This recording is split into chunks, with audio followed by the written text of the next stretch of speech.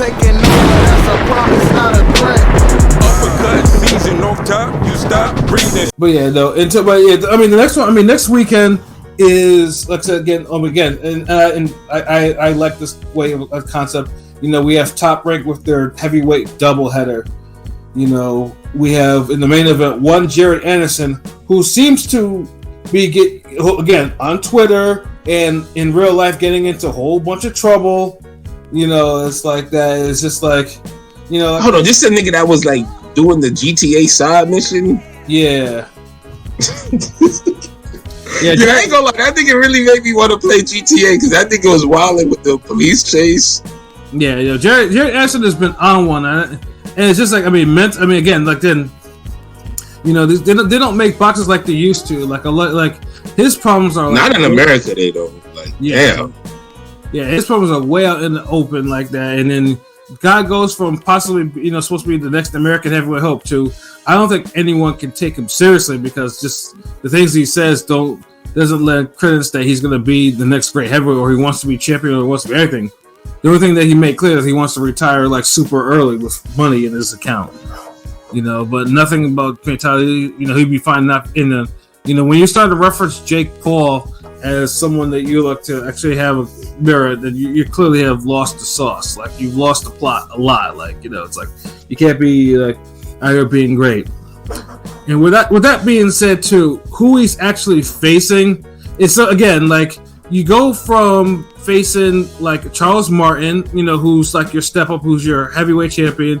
Then you find Rudenko, who isn't really, you know, who isn't anything special.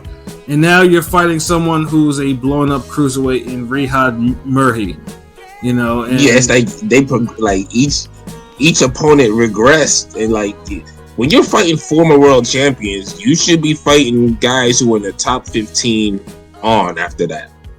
Right. And he hasn't. It's like he said, fuck it, like you know that ladder in Mortal Kombat, like that nigga's going the opposite direction. Like he going down the mountain and shit. It's like nigga, like Shao Kahn up there, nigga, like what the fuck you doing? But shout out to Kane Song with that one. Yeah, now with that being said, Murray at least is coming off a career best win against former Olympic gold medalist and roidhead, you know, Tony Yoka, you know, who he actually managed to beat. You know, so and that says more about how crappy Tony Yoka is without the steroids in the system than anything. Trust me. He another one of those do just enough to win ass niggas, just to I'm passing my time ass nigga. Like, yeah, I mean, honestly, like if Jared Anderson struggles with this guy, then then he clearly has more problems that hasn't been stated. And so. Like I said, that's the main event, but the co-main event is something that is worth watching. In one corner, you have Efe Ajagba, and the other corner, you have Guido Vianello. Now, both these guys have faced Johnny Rice, a friend of Ring Gang Radio. Efe beat Johnny Rice clearly. No, there's nothing, we have no problem with that. Guido got stopped by Johnny Rice, and I was there. And they tried to rob Johnny from that win. He was looking for that one shot, and he found it. Yeah, that was it. Yeah, he found it. Yeah, and that one. He loaded that bitch up that whole fight. Yo, that shit was just. I think it just had it cocked back for the whole fight, just waiting, and he landed that motherfucker. Yeah, and I told this story because I was there. And and everyone could see clear as day that it was a punch that opened them up because it was a bad cut.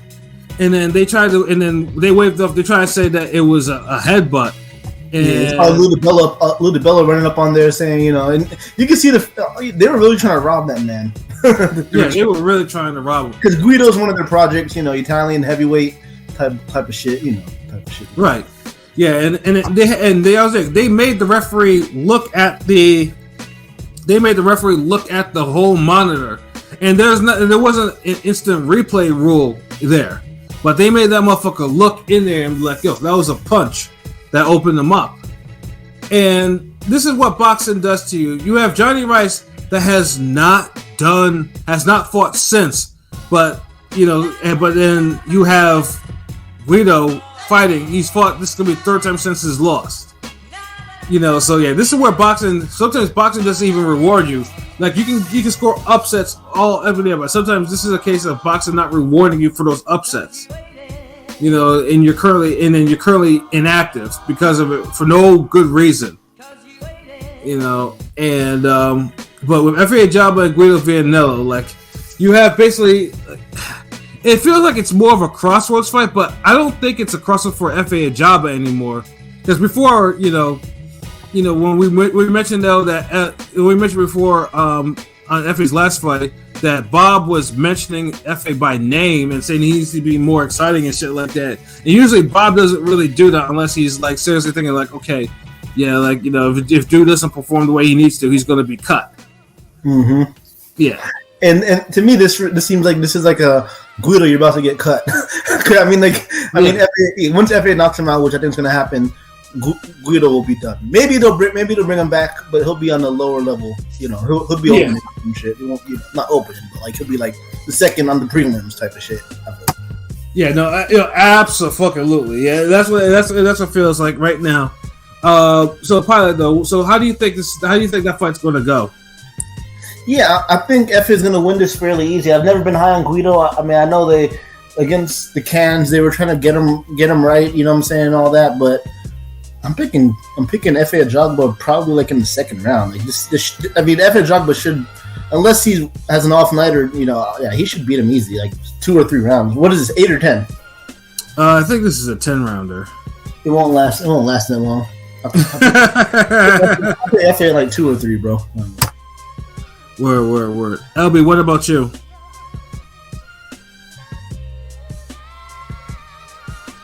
LB. My bad, God. And he said Ajagba Guido, right? Yeah. And Pilot said what, 3 rounds? 2. 2, damn. 4, somewhere between 2 to 4, man, to be honest. Oh, this is a new Ajagba too. Right. The one that keep his jobs. Yeah, the one that's properly motivated. Yeah. Yeah, and then I'll say 5 rounds. 5 but rounds? I feel like it's gonna be one of those Ajagba. You're gonna see like early Ajagba where he had that work rate. He kind of just walked you down, 1-2 you to death, and I think Vito's gonna be tougher than people expect. Cause it's like Johnny busted dude up. Like that was a different type of punch. That was a loaded up special power, like special right hand. Right. Ajagba's just gonna be beating his ass up with like regular shit. Mm-hmm. And I think the ref either gonna stop it or he just finally gonna TKO him or knock him out. Mm-hmm. But yeah, like Ajagba got this. Like, yeah. Should be the main event since Jared Anderson or the Ajagba and Jared Anderson didn't fight, right? I mean, they probably should fight just to see. I mean, yeah, that's what they should be. Like, why they always like this remixed ass card? Yeah, I mean, basically that's what it's a showcase. But except at least Ajagba's not really in a showcase fight. He's actually in a he's in there with someone that could beat him. Whereas Anderson, if Murray actually beats him or gives him trouble, then you'd really have to. Yeah, Ajagba's fight is cool. Like I'm not disrespecting that now because at least Guido is still in his prime. Like, and he's been having return fights. So I get it. I'm not no disrespect to that. Yeah, no. I mean, I think Ajagba will get him out there in 4 rounds or less. Like Oh, so we on the same. Yeah, like thinking. Yeah, I mean, I'm not saying Vianello can box a little bit, like I said, and then what happened with the Vianello fight? Because he was winning the Rice fight, but Johnny, it wasn't because it was more Johnny wasn't active enough, he wasn't busy enough, and he was letting Guido outwork him. And he was outworking Johnny, but it's not like he was beating his ass or like doing nothing special. It was just like it's like we all seen it. Like you knew it was coming and it came. Right. Like that's all that was really. Yeah, you knew it was absolutely coming, and when it did, Johnny got himself an incredible victory. So, and with Guido, like I said before, like we mentioned before, Guido looks like because Top Rank has been low-key getting rid. Like they had that big Mexican heavyweight that they got rid of. The one that was kind of a little bit on some struggle shit, that was getting knocked around and shit like that. And I think his last fight with them, was like a draw. But what was his name? Oh, Morales, right? Yeah, Morales. Yeah. Oh, they finally cut his ass. Yeah, they cut his ass. Yeah. Oh, that makes sense. Yeah. Because he was mid. He was mid. Yeah. Did he end up losing, or he didn't? No, it was a draw. Yeah, he got the draw, and then they threw him away. Yeah. So, and that's why I feel like Guido is like, yeah, if he loses badly, then I can just see, yeah, he's probably gonna get thrown out, or he's gonna get demoted big time. Sure, so you might see a heavyweight on Pro Box. Yeah. Right.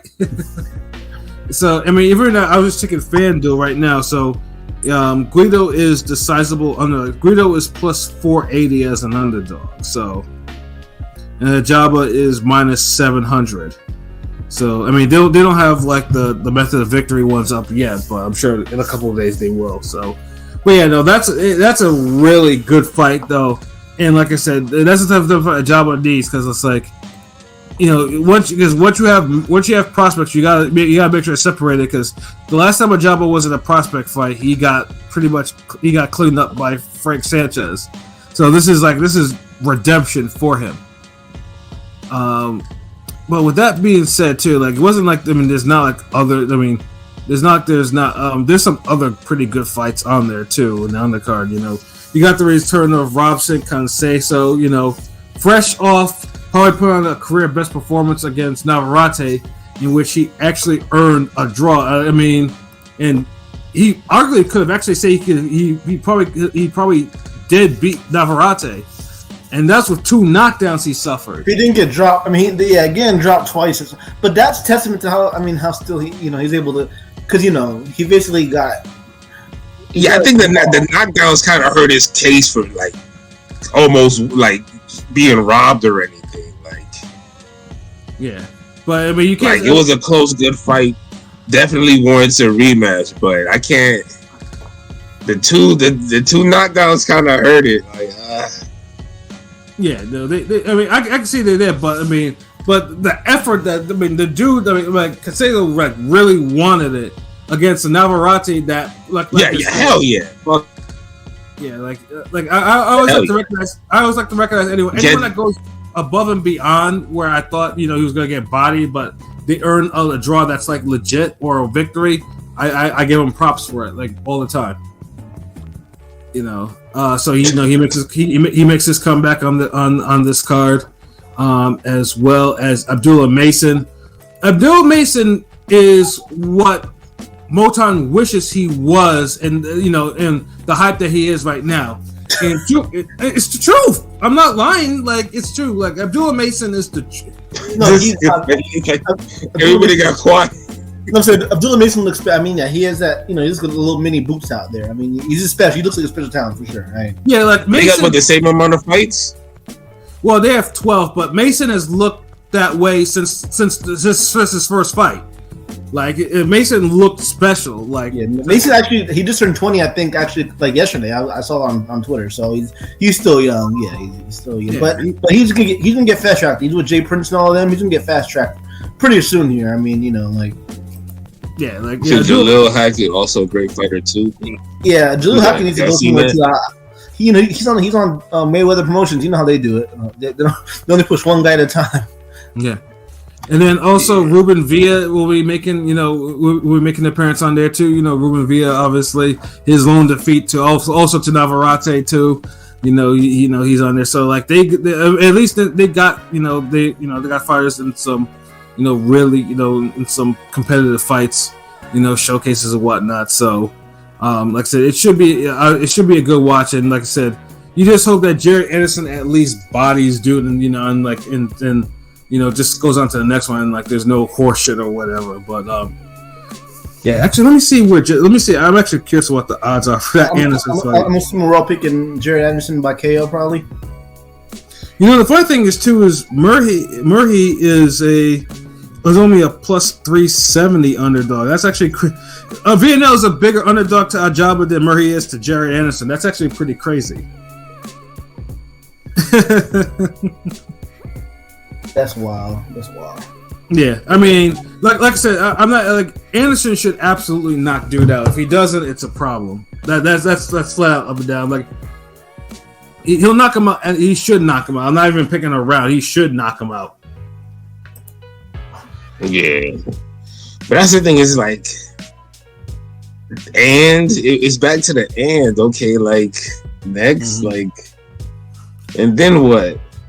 Yeah, like because it's like, is there any path for them? Like, is there any path for Jared Anderson to like real superstardom, like taking his career to the next level where? Like what are the expectations now? Because it seemed like they don't care. Like are they just? Is he going through something where like? Well, is he having his Ryan Garcia moment? And what I mean is, he got arrested. Remember that he got arrested for. Yeah, but I'm just saying even before then, because look, this is just the third, this is the second downgrade. Like, and I say the Ryan Garcia moment is. Remember that time where I think he struggled with Jason Velez, and then for like almost 2 years they had the training wheels back on this nigga. Yeah, back on Easy Street. Yeah. Yeah, like, are we seeing that with Jared Anderson now?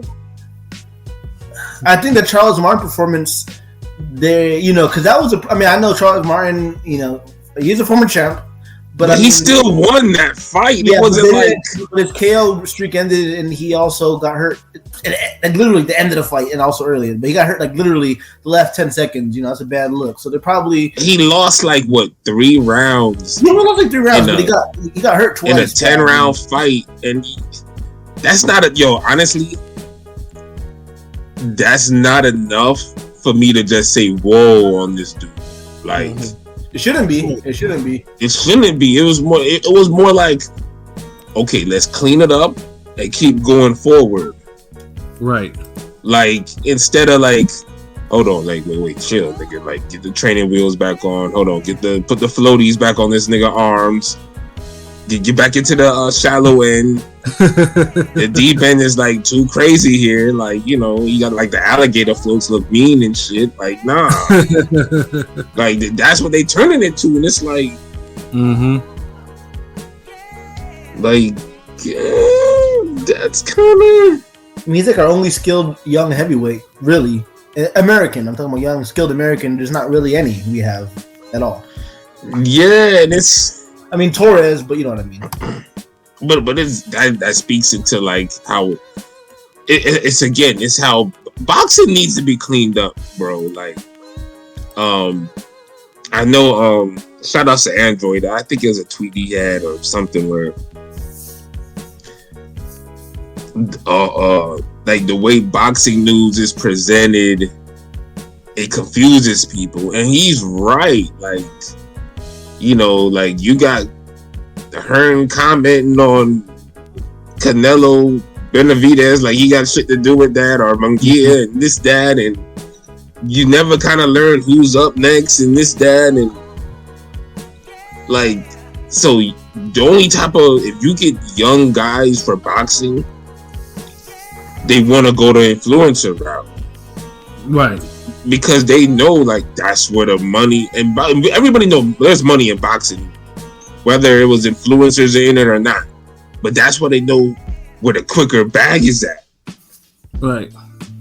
So they like, well, look, if I could get popular, get popping, fuck all the serious shit. I could just, get in this way. And that's cool and all, but it's like, you're getting too much of that, and if you're getting too much of that, or too many people want to go that route, then there shows to be there's a problem in the way boxing is promoted, where the young niggas don't want to go the traditional route and be like, I want to be a world champion, I want to blow up, I want to be a boxing superstar. Like boxing ain't making enough stars and superstars. Like I mean, where. Like there was tiers of stars. Like you don't even have that no more. Like it's all just all over the place. Like it's almost like you got your like in America, it's like it's crazy. But just in boxing, period, like it's all spread out. You got your Canelos, you got your Joshuas, you got your Tanks, and then it's like it's like it's just hit or miss from there. Like, and I think like boxing was just presented better, man. That could change, yo. The boxing is going to have to want to change. Yeah, but I feel like if you get enough of the young niggas in there, you get a few more Jake Paul type niggas or dudes who want to like put money behind the sport in the right way,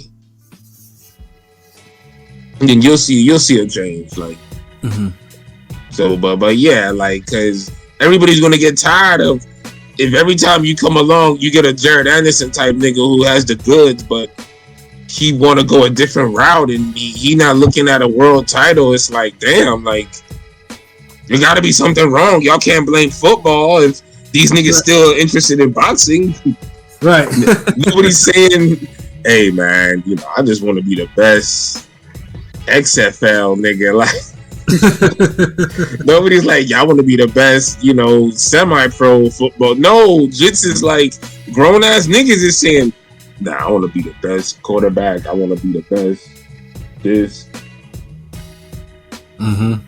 Like, yeah, boxing niggas ain't saying they just, I want this bad nigga shit. I want this money.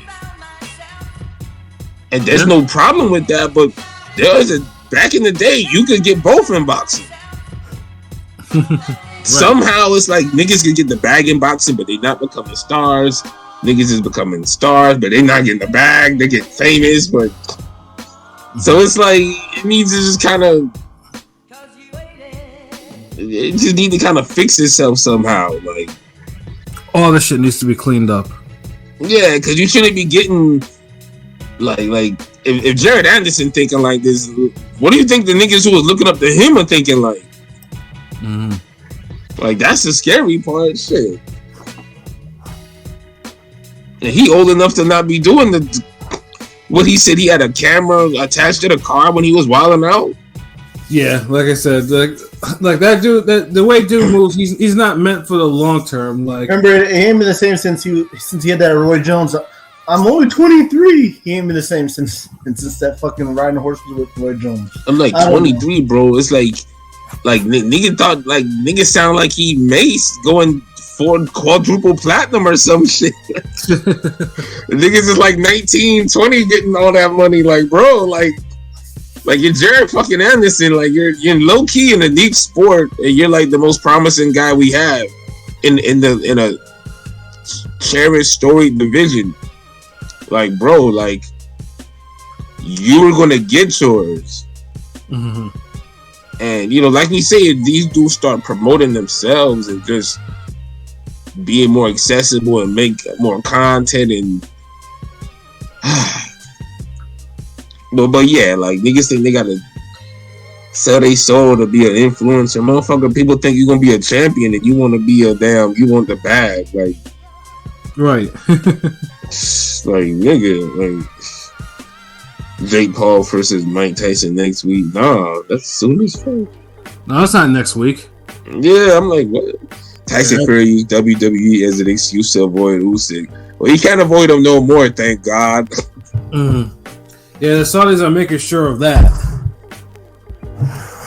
Not gonna lie, Jared is the hope of American heavyweight boxing. There's no one else. Like,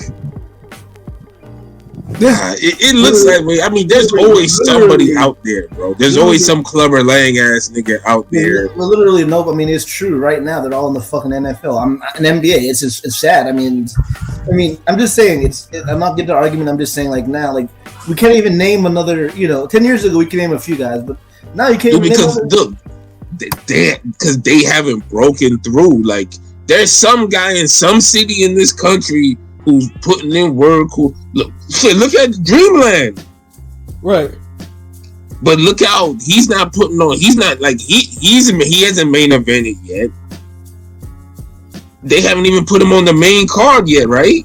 Yeah, he kind of hit a like a wall. I feel like with Dreamland. Friend of the show.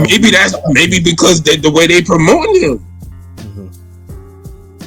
Like sometimes, like his trajectory was going up, and then it just seemed like it kind of stalled a little. But I'm like, damn, like move this nigga up on the cards. Like I'm seeing some people get in positions that I'm like he should have been in. But I don't know, behind the scenes and all this. But he's always putting in work. It's just remember he's a young promising heavyweight. Remember the interview when we had him on here and we talked about a potential fight with him and Jared Anderson. And we all knew and said, and he admitted it, that, he wasn't ready for him yet, and some more fights. But the way Jared Anderson looking now, could you tell me,